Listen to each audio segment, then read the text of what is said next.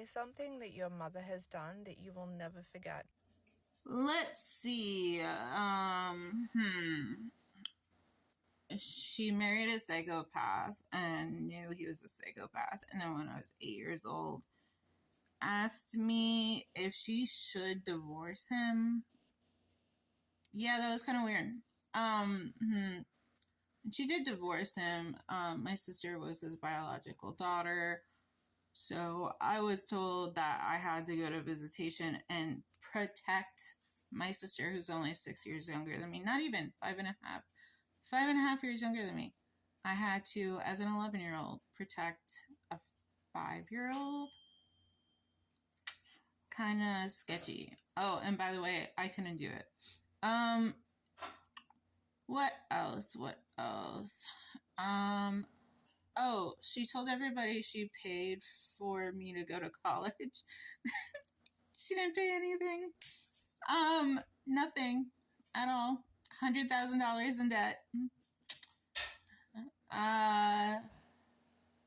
When I started a nonprofit, she called it a cult. Yeah, that was fun.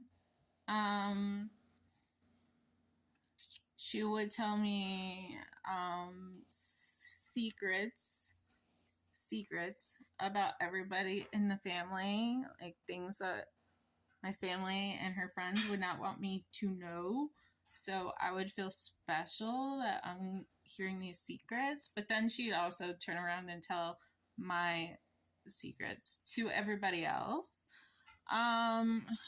She taught me when I was 12, I think it was 11 or 12, that women size each other up and judge each other just on looks alone. Kind of set me up for like being paranoid about women friends for a very long time.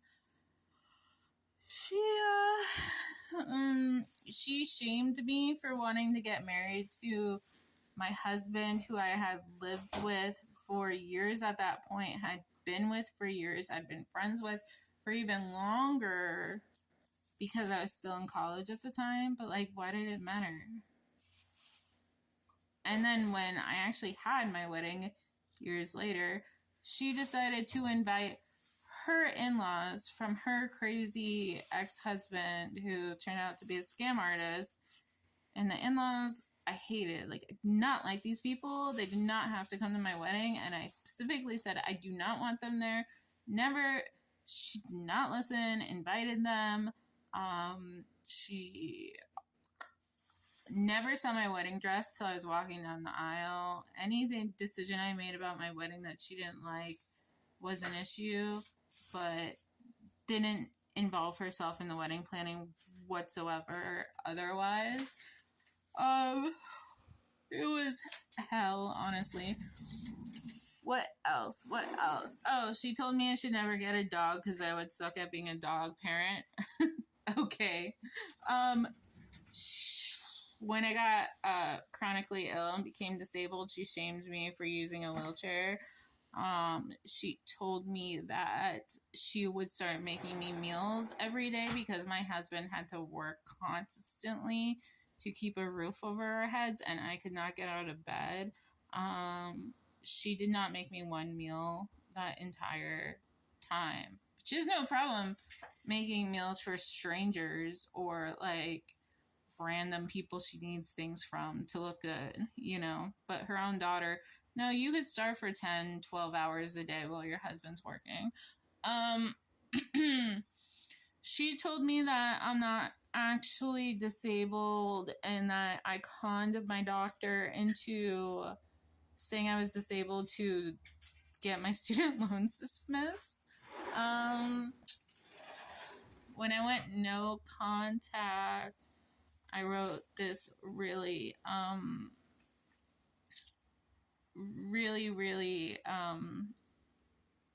hard text message to her about why I'm doing it and that I still love her and that I hope we can reconnect soon.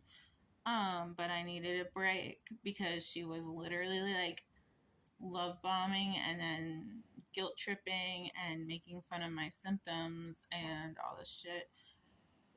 shouldn't have said that. Anyway, so she says she never responded to that text, told my entire family some kind of lie that made them think that, like, I'm doing something to her, not the other way around. And then I had to leave the state I grew up in because my husband and I couldn't afford to stay there anymore because there's no resources for people who are disabled there. And we left, and we were trying to go to Oregon to live with friends. None of my family would take me in because they were mad at me. And so we were trying to go to Oregon and live with friends and get, like, better health care, better benefits. And on the way, I get stranded in Indiana, of all places where I've never been in my entire life. And I'm super sick. I think I'm dying because, by the way, I still don't have a diagnosis because I grew up in Florida where the medical care sucks. And I think I'm dying and I feel horrible and I'm broke. I have nothing. It's just like complete hell on earth. And I'm living in a motel. All this stuff is happening. It's very public. And oh, guess what? That's when the rest of my extended family decides to get no contact with me. Do I hear from any of them? No. Do I hear from my mother? No. Do I get even an email or a text saying, hey, I'm worried about you. Are you okay? No. Nothing. So, yeah. But maybe ask me what I've done for her. That's a better question.